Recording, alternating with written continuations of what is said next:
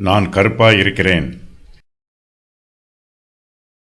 எருசலேமின் குமாரத்திகளே, கேதாரின் கூடாரங்களைப் போலவும் சாலமோனின் திரைகளைப் போலவும் நான் கருப்பாய் இருந்தாலும் அழகாய் இருக்கிறேன். மணவாட்டி எருசலேமின் குமாரத்திகளோடு பேசுகிறாள். இந்த வாக்கியம் ஒரு விசுவாசி சபையில் உள்ள மற்ற விசுவாசிகளோடு பேசுவதற்கு ஒப்புமையாக எழுதப்பட்டிருக்கிறது. இவர்கள் ஆவிக்குரிய ஜீவியத்தில் வளர்ச்சி பெற்றவர்கள் அல்ல, விசுவாசத்தில் பலவீனமானவர்கள். இவர்கள் கிறிஸ்துவுக்குள் சிறு குழந்தைகளாக இருக்கிறவர்கள். தங்களுக்கு தேவனுடைய சத்தியங்களை பற்றி உபதேசம் பண்ண வேண்டும் என்று இவர்கள் எதிர்பார்க்கிறார்கள். மணவாட்டி கருப்பாக இருக்கிறாள். எருசலேமின் குமாரத்திகள் மணவாட்டியை பார்க்கும்போது முகம் சுளிக்கிறார்கள். மணவாட்டியின் கருப்பு நிறம் அவர்களுக்கு பிடிக்கவில்லை. அவளை ஏளனமாய் பார்க்கிறார்கள். இதுபோலவே ஒரு விசுவாசியை மற்ற விசுவாசிகளும் ஏளனமாய் பார்க்கிறார்கள். அந்த விசுவாசியினிடத்தில் பாவமும் பாடுகளும் இருக்கும்போது மற்ற விசுவாசிகள் அவருக்கு மதிப்பு கொடுப்பதில்லை.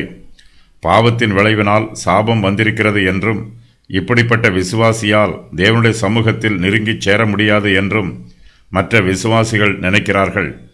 எருசலேமின் குமாரத்திகளும் மணவாட்டியின் நிறத்தை பார்க்கிறார்கள். அவள் கருப்பு நிறமாக இருப்பதினால் மணவாளன் அவருடைய வாயின் முத்தங்களால் கருப்பான மணவாட்டியை முத்தமிட மாட்டார் என்று நினைக்கிறார்கள். இதனால் மணவாட்டிக்கு சந்தோஷம் உண்டாகாது என்றும் அவருடைய சந்தோஷத்தில் பங்கு பெறுவது தங்களுக்கு வாய்ப்பு இருக்காது என்றும் ஏமாற்றத்தோடு நினைக்கிறார்கள்.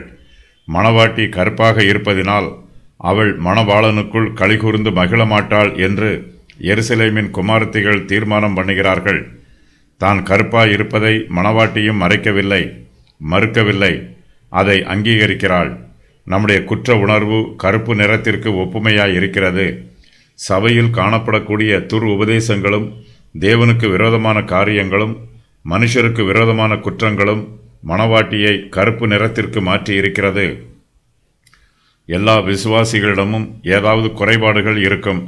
தன்னிடத்தில் ஒரு பாவமும் இல்லை என்று யாராலும் சொல்ல முடியாது.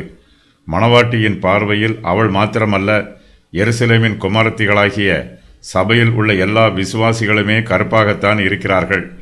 வருத்தம் நமக்கு கருப்பு நிறத்தை கொடுக்கிறது. நம்முடைய பாவங்களை நாம் நினைத்து பார்க்கும்போது நம்முடைய குற்ற உணர்வு நம்மை கருப்பு நிறத்திற்கு மாற்றும். ஒரு விசுவாசி பாவம் செய்து மனம் திரும்பும்போது கர்த்தர் அந்த விசுவாசியை மன்னிக்கிறார். அவருடைய பழைய பாவங்களை மன்னித்து மறந்து விடுகிறார்.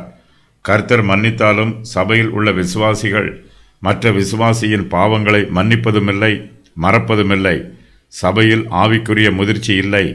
புதிய விசுவாசிகளுக்கு ஆதரவு கொடுப்பதில்லை. அவர்களுக்கு உபகாரம் செய்வதில்லை. உபகாரம் செய்யாவிட்டாலும் உபத்திரவம் செய்கிறார்கள். மணவாட்டி தன்னுடைய கருப்பு நிறத்தை பார்க்கிறாள்.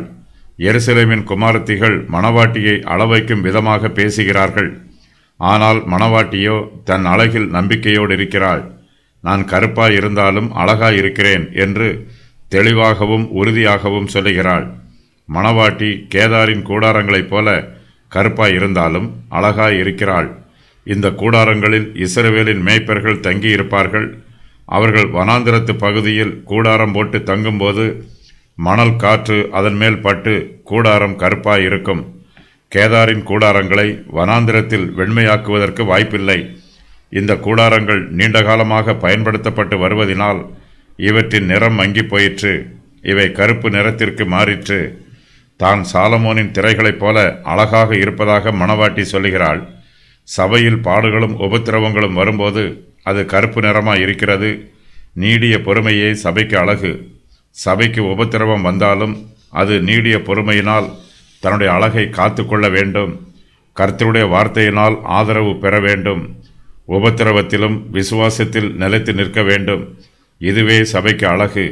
நீடிய பொறுமையை காத்து கொண்டு விசுவாசத்தில் நிலைத்திருக்கிற சபை கருப்பாய் இருந்தாலும் அழகாயிருக்கும். உண்மையான விசுவாசிகள் தங்களுக்குள் கருப்பாகவே இருக்கிறார்கள். ஆனாலும் அவர்கள் கிறிஸ்துவுக்குள் அழகாக இருக்கிறார்கள். கிறிஸ்து தம்முடைய அழகை தம்மை விசுவாசிக்கிறவர்களுக்கு பகிர்ந்து கொடுக்கிறார். நாம் வெளித்தோற்றத்தில் கருப்பாக இருந்தாலும் உள் தோற்றத்தில் அழகாக இருக்கிறோம். இந்த உலகத்தாருக்கு நம்முடைய மெய்யான அழகு தெரியாது.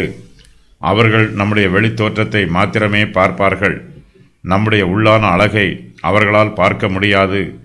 ராஜகுமாரத்தி உள்ளாக பூரண மகிமை உள்ளவள் என்று சங்கீதக்காரர் சொல்லுகிறார். சங்கீதம் 45:13.